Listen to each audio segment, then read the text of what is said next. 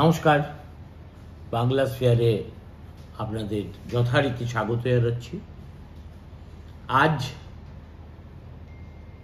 ভারতবর্ষে সুপ্রিম কোর্টের প্রধান বিচারপতি DY চন্দ্রচূড়ের শেষ দিন ছিল কাজের। সেই উপলক্ষে সুপ্রিম কোর্টে আজকে তাকে সুপ্রিম কোর্ট বার অ্যাসোসিয়েশনের পক্ষ থেকে একটা বিদায় সম্বর্ধনা অনুষ্ঠান আয়োজন করা হয়েছিল এবং সেখানে কে কি বলেছেন, বিশেষ করে চন্দ্রচূড় নিজে, আমি তার মধ্যে প্রবেশ করছি না, কেননা আমার ইচ্ছে আছে চন্দ্রচূড়ের বক্তৃতাটি একেবারে সম্পূর্ণটা আমি আপনাদের জন্য আপলোড করে দেব। আপনারা নিজেরাই শুনবেন, শুনে যা মূল্যায়ন করার করবেন। দেখুন, যে কোনো মানুষের বিদায় লগ্নে তার সম্পর্কে কুকথা বলাটা আমাদের সংস্কৃতির মধ্যে পড়ে না। বিশেষ করে ব্যক্তিটি যদি দেশের সর্বোচ্চ ন্যায়ালয়ের সর্বোচ্চ ন্যায়াধীশ হিসেবে টানা 2 বছর কাজ করে গিয়ে থাকেন। কিন্তু আপনারা যারা লেখাপড়া করেন, পত্রপত্রিকায় আগ্রহী, তাদের প্রত্যেককে আমি অনুরোধ করব, ক্যারাভ্যান ম্যাগাজিনে সর্বশেষ সংখ্যায় এই DY চন্দ্রচূড়কে নিয়ে তার শৈশব থেকে বিদায় লগ্ন পর্যন্ত গোটা জীবন কাহিনীটা এমনভাবে তুলে ধরা হয়েছে, যেটা পড়ে একজন প্রবীণ সাংবাদিক হিসেবে আমি নিজে সত্যি অত্যন্ত চমৎকৃত হয়েছি। যে ছেলেটি এই লেখাটি লিখেছে তার নাম সৌরভ দাস, বয়স মাত্র 25। কোনো জায়গাতেই সে স্থায়ীভাবে কাজ করে না, ফ্রিল্যান্স রিপোর্টার।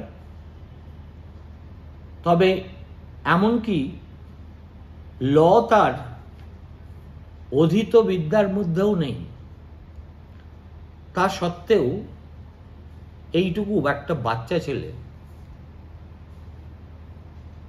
কিভাবে একজন মানুষের চরিত্র, ব্যক্তিত্ব, তার কর্মপদ্ধতি, তার সাদা দিক, কালো দিক, ধূসর দিক, অন্য মানুষের কথার মধ্যে থেকে তুলে আনা যায়, তার একটা অনন্য নজির হচ্ছে এই লম্বা রিপোর্টাজটি।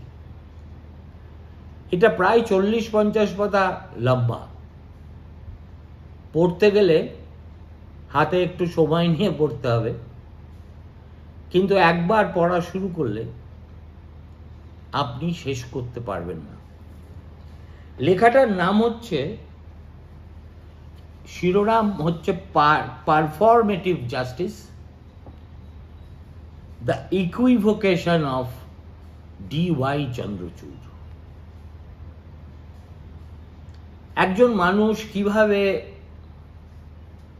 বদলে যেতে পারেন, কতখানি বদলে যেতে পারেন, কিংবা একজন মানুষের যে অবয়ব তিনি নিজে সচেতনভাবে মানুষের কাছে প্রজেক্ট করার চেষ্টা করেন, সেটা যে তার আসল স্বরূপ নয়। প্রতিমার পিছনে খড়ের মতো তাঁরও বহু অন্যায় সমঝোতা করার প্রবণতা আছে। এমনকি বিচারপতির আসনে বসেও এমন কিছু সিদ্ধান্ত চন্দ্রচূড় নিয়েছেন, যা তার কার্যকালকে কিন্তু একেবারে কঠিন প্রশ্নের মুখে ঠেলে দেবে। চন্দ্রচূড় অবশ্যই কথা বলে থাকেন, আজও তিনি বিদায়ী ভাষণে বলেছেন যে আমাদের কাঁধ যথেষ্ট চওড়া, ফলে যে কোনো সমালোচনা সহ্য করার মতো ক্ষমতা এবং সহনশীলতা আমাদের আছে। খুব ভালো কথা। কিন্তু এই লম্বা প্রোফাইলটি পড়লে আপনাদের অনেকে ডক্টর জেকিল অ্যান্ড মিস্টার হাইডের গল্প হয়তো মনে পড়ে যাবে। এই লেখাটিতে সৌরভ কিন্তু নিজের মনের মাধুরী মিশায়ে একটি বাক্যও লেখেনি। 4-5 মাস অক্লান্ত পরিশ্রম করে চন্দ্রচূড়কে চেনেন, জানেন, তার বাল্যবন্ধু থেকে শুরু করে বিচারপতি সতীর্থ, এই রকম অসংখ্য মানুষের সঙ্গে কথাবার্তা বলে তারপরেই তিনি এই চরিত্র চিত্রণটি করেছেন। ফলে এর মধ্যে ভেজাল খোঁজার চেষ্টা করেও লাভ হবে না। দেখুন, আমি ব্যক্তিগতভাবে এই ক্যারাভ্যান ম্যাগাজিনের একজন অ্যানুয়াল সাবস্ক্রাইবার, আজ নয় অনেক দিন ধরে। ভারতবর্ষে মিডিয়ার অধঃপতন, গদি মিডিয়া, মোদি মিডিয়া, দিদি মিডিয়া, কর্পোরেট শাসিত মিডিয়া এবং মিডিয়ার চরিত্র বদল নিয়ে আমরা মুহুর্মুহু কথা বলে থাকি, সমালোচনা করে থাকি। অনেক সমালোচনা খুবই সঙ্গত, তাতে কোনো সন্দেহ নেই।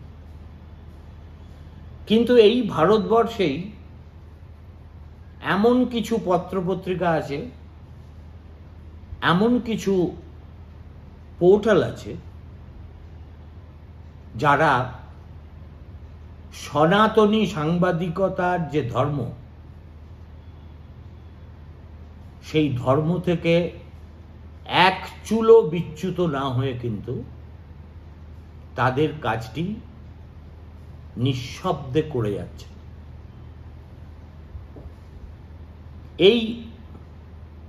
এদের সংখ্যা খুব বেশি নয়, কিন্তু যে সামান্য কয়েকটি আছে তার মধ্যে অন্যতম হল এই ক্যারাভ্যান ম্যাগাজিন। এই ম্যাগাজিনে কোনো নিবন্ধ ছাপা হয় না যেটার পিছনে গভীর গবেষণা নেই, তথ্যানুসন্ধান নেই। হ্যাঁ, এটা লেফট লিবারাল মুখপাত্র আপনারা বললেও বলতে পারেন, কিন্তু সাংবাদিকতার যে শ্রেষ্ঠ পরম্পরা এবং ঐতিহ্য আমাদের মতো আজকের প্রৌঢ় সাংবাদিকরা যে সংস্কৃতিতে লালিত পালিত হয়েছি, তার বিচ্ছুরণ যদি কোথাও খুঁজে পেতে হয় তাহলে এই মাসিক পত্রিকাটির পাতায় চোখ বোলাতেই হবে। সৌরভ দাসের এই প্রোফাইল চন্দ্রচূড়কে নিয়ে ইতিমধ্যেই গোটা দেশে সাড়া ফেলে দিয়েছে। কিছুদিন আগেই দেখছিলাম একজন প্রবীণ হিন্দিভাষী সাহসী সাংবাদিক অজিত অঞ্জুম সৌরভের সঙ্গে একটা দীর্ঘ সাক্ষাৎকার নিচ্ছিলেন। ছেলেটিকে দেখে মনে হলো তার এখনো বোধহয় ভালো করে গোঁফ গজায়নি, এবং আঞ্জুমের প্রতিটি প্রশ্নের জবাবে সে এমন দৃপ্তভাবে তার ব্যাখ্যাগুলো দিচ্ছিল যে আমি শুনে সত্যিই মুগ্ধ হয়ে গিয়েছি। অতএব আমার মনে হলো আজকে চন্দ্রচূড়ের বিদায় নেবার ক্ষণে আমি আর গালমন্দ করার রাস্তায় যাচ্ছি না, কিন্তু তার চরিত্রায়ন এই সৌরভ কিভাবে করেছে অতি সংক্ষেপে তার দু চারটে নমুনা শুধু আপনাদের কাছে পেশ করতে চাই। এই লেখাটি শুরু হচ্ছে 2016-র 13ই মার্চের একটি ঘটনা দিয়ে। সেদিন ছিল এলাহাবাদ হাইকোর্টের 150 বছর পূর্তি অনুষ্ঠান। আমাদের দেশে যে 5টি প্রাচীন হাইকোর্ট আছে, কলকাতা অবশ্যই সবচেয়ে প্রাচীন, তার মধ্যে একটি হলো এই এলাহাবাদ। 1866 সালে এর প্রতিষ্ঠা, এবং এই মুহূর্তে দেশের বৃহত্তম হাইকোর্ট। এই হাইকোর্টে স্যাংশনড বিচারপতির সংখ্যা 160, যেটা কলকাতার স্যাংশনড বিচারপতির সংখ্যার চাইতে ডবলেরও বেশি। এই এলাহাবাদ হাইকোর্টেরই একদা প্রধান বিচারপতি ছিলেন ডিওয়াই চন্দ্রচূড়, এবং ওই যে 150 বছর পূর্তি অনুষ্ঠান, সেই অনুষ্ঠানে অভ্যাগতদের মধ্যে কাকে ডাকা হবে কাকে ডাকা হবে না তা নিয়ে যখন বিচারপতিরা নিজেদের মধ্যে বৈঠক করছেন, এবং অনেকেই রায় দিয়েছেন যে না, আমাদের উচিত সমস্ত প্রথম সারির রাজনৈতিক নেতাকেও ডাকা, আইনমন্ত্রীকে তো রুটিন মাফিক ডাকতেই হবে, রাষ্ট্রপতি আসছেন, রাষ্ট্রপতি এলে প্রোটোকল অনুসারে রাজ্যের মুখ্যমন্ত্রী এবং রাজ্যপাল তার সঙ্গে থাকবেন, সেটাও আটকানো যাবে না। এই সতীর্থদের এই সব কথা শুনে চন্দ্রচূড় সেদিন বলেছিলেন যে আমি চাই না যে এই অনুষ্ঠানে বেশি রাজনীতিবিদদের আমন্ত্রণ জানানো হোক। চন্দ্রচূড়ের নিজস্ব কথায়, it was a high court function and there was no reason to involve politicians.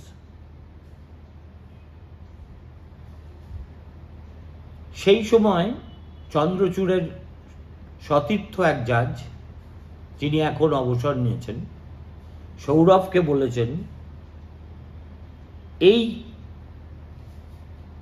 সিদ্ধান্তটা এককভাবে এবং সচেতনভাবে নিয়েছিলেন তৎকালীন প্রধান বিচারপতি চন্দ্রচূড়ই।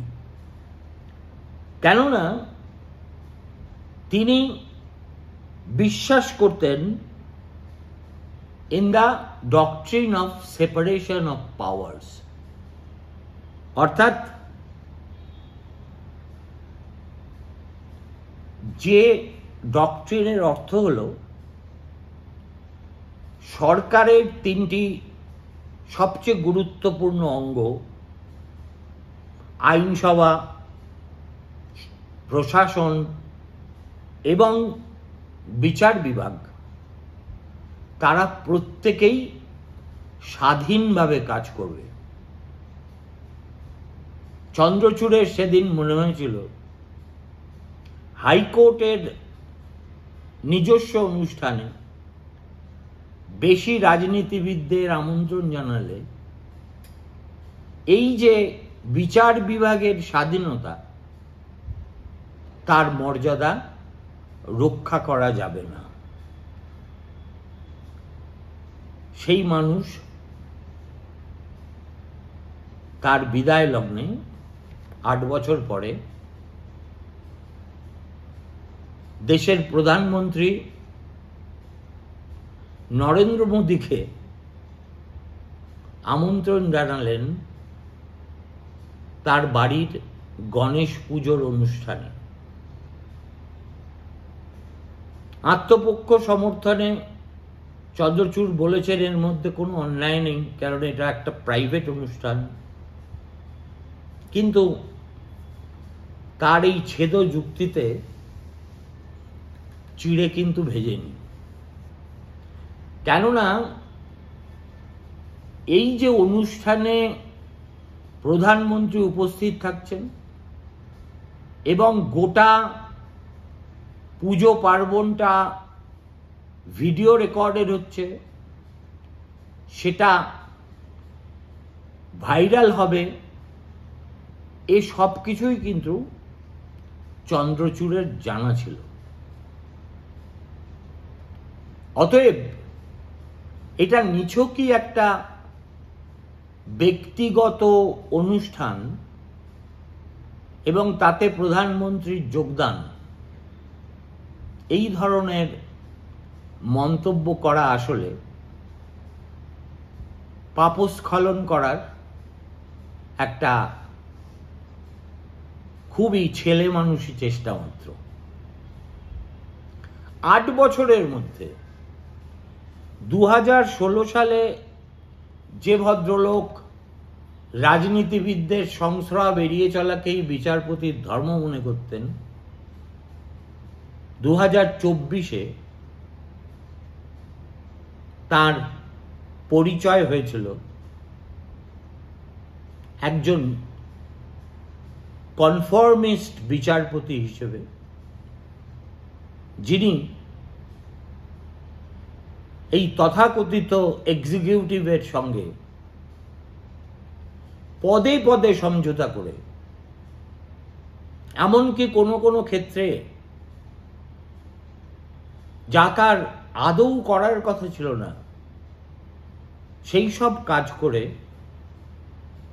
সুপ্রিম কোর্টের প্রধান বিচারপতির পদটাকে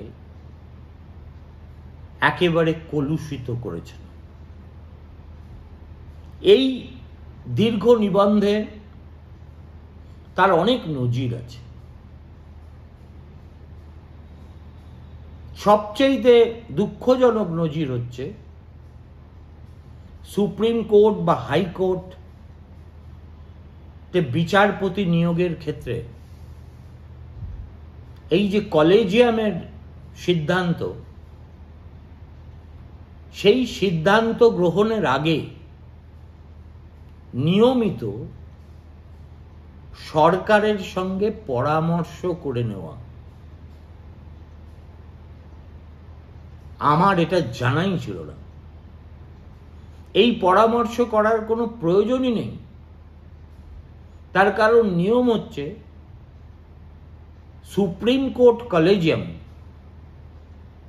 যে সিদ্ধান্ত নেবে, কেন্দ্রীয় সরকার ইচ্ছে করলে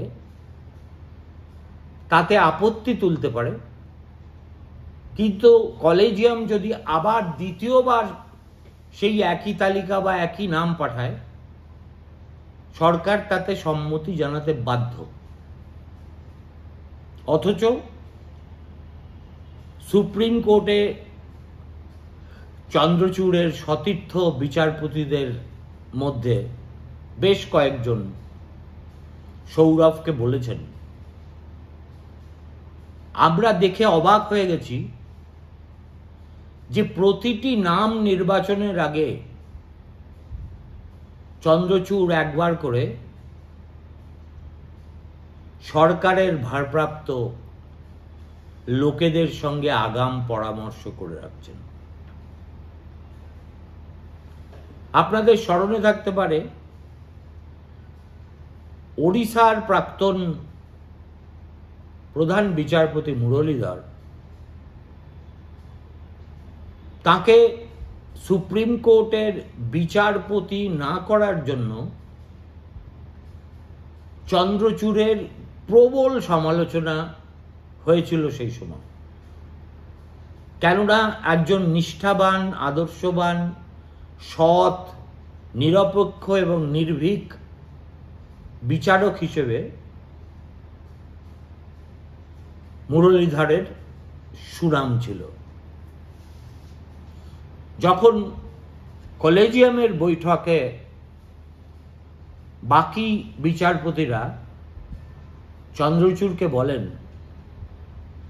মুরলীধরের নাম আপনি নমিনেট করুন, চন্দ্রচূড় তাদের জবাবে বলেছিলেন लेकिन वो लोग नहीं मानेंगे।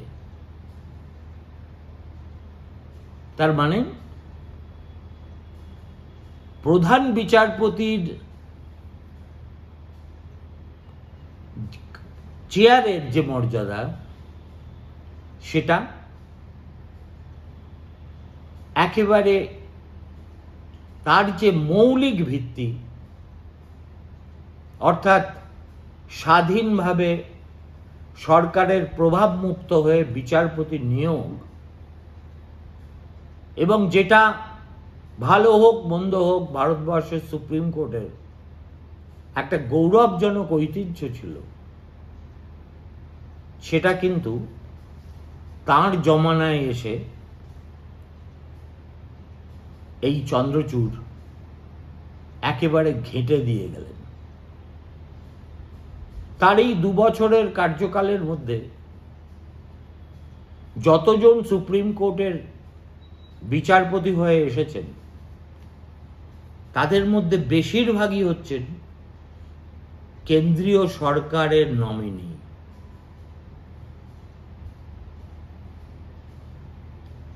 চোদ্দ জনের মধ্যে 8 জনই কেন্দ্রীয় সরকারের স্থির করে দেওয়া, এবং রাবার স্ট্যাম্পের মতো চন্দ্রচূড় সেটা মেনে নিয়েছেন। আর কলেজিয়াম স্বাধীনভাবে যে নামগুলো পাঠিয়েছিল তার মধ্যে থেকে মাত্র 4টি নাম নিয়ে সরকার কোনো আপত্তি করে। সুপ্রিম কোর্টে এই মুহূর্তে একজন মহিলা বিচারপতি আছেন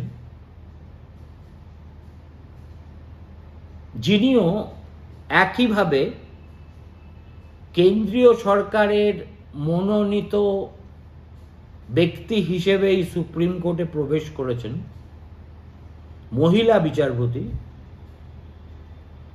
একদা গুজরাটের ল সেক্রেটারি ছিলেন এবং সুপ্রিম কোর্টে বিচারকের আসনে বসার পর থেকে তার বেঞ্চে কেন্দ্রীয় সরকারের বিরুদ্ধে আনা কোনো মামলায় কেউ কখনো জিততে পারেনি। এখন এটা সবাই জেনে গেছে যে এই ভদ্রমহিলা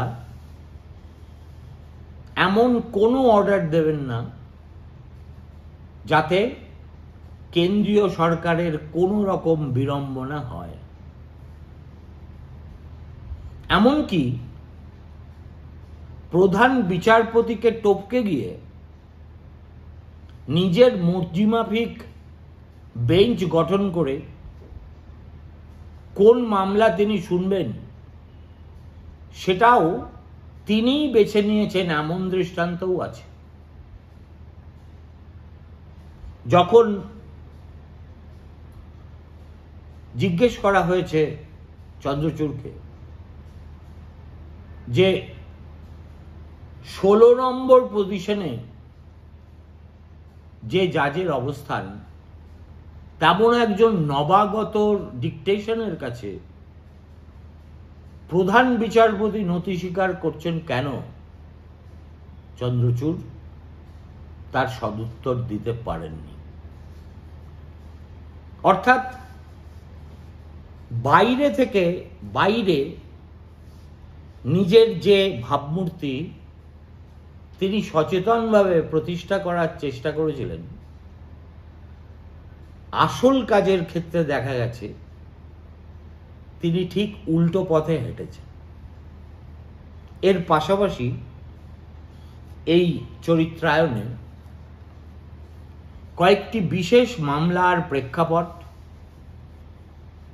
এবং সেই মামলায় চন্দ্রচূড়ের কি ভূমিকা ছিল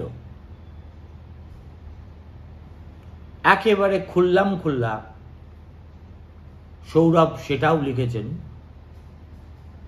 সতীর্থ বিচারপতিদের বক্তব্য, আইনজীবীদের বক্তব্য ইত্যাদির উপর ভিত্তি করে। আপনাদের স্মরণে থাকতে পারে গুজরাটের একটা হত্যার ঘটনায় একজন বিচারক হঠাৎ নিহত হয়েছিলেন, জাস্টিস লয়া। তখন অনেকেই সন্দেহ করেছিল যে হয়তো তাকে হত্যা করা হয়েছে।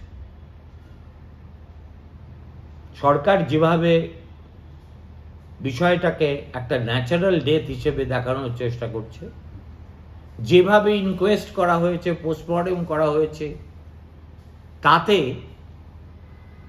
আত্মীয় স্বজনের কোনো সই নেই, এই গোটা ব্যাপারটাই সন্দেহজনক। এ নিয়ে সুপ্রিম কোর্টেও বিতর্কের ঝড় উঠেছিল। শেষ পর্যন্ত তৎকালীন প্রধান বিচারপতি রঞ্জন গগৈ এই মামলাটি নিজের এজলাসে নিয়ে আসেন বাধ্য হয়ে, এবং সঙ্গী হিসেবে নির্বাচিত করেন এম খানবিলকার এবং এই চন্দ্রচূড়কে। প্রশান্ত ভূষণ, কপিল সিব্বল, দুষ্যন্ত দাবে এরা প্রত্যেকেই প্রধান বিচারপতিকে বলেন যে বেঞ্চে মহারাষ্ট্রের দুজন প্রাক্তন বিচারপতি বসে আছেন, তাদের হাতে কি সেই রাজ্যের এত গুরুত্বপূর্ণ মামলার শুনানি হওয়া উচিত? সেই আপত্তিতে কর্ণপাত করেননি রঞ্জন। আর শুনানির শেষে 105 পাতা না 10 পাতার যে জাজমেন্ট চন্দ্রচূড় লিখেছিলেন, তাতে এই মৃত্যুকে যারা হত্যা বলে চালানোর চেষ্টা করেছিল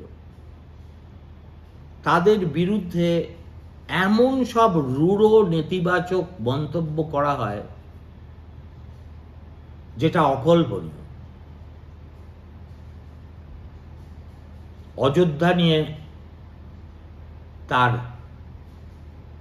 রায়ের কথায় আমি আজ নাই বা ঢুকলাম। একদিকে তিনি গে রাইটস, ট্রান্সজেন্ডার রাইটস, ডিসেবল লোকেদের অধিকার, এমনকি এই যে বন্ডের মাধ্যমে সরকারের বিবিধ রাজনৈতিক দলের টাকা তোলার প্রয়াস, এসবের বিরুদ্ধে তিনি যেমন চমৎকার সব রায় দিয়েছেন, ঠিক তেমনি আরো গুরুত্বপূর্ণ যেসব ইস্যু, যে ইস্যুতে সুপ্রিম কোর্টের রায় ভারতবর্ষের ইতিহাস বদলে দিতে পারত,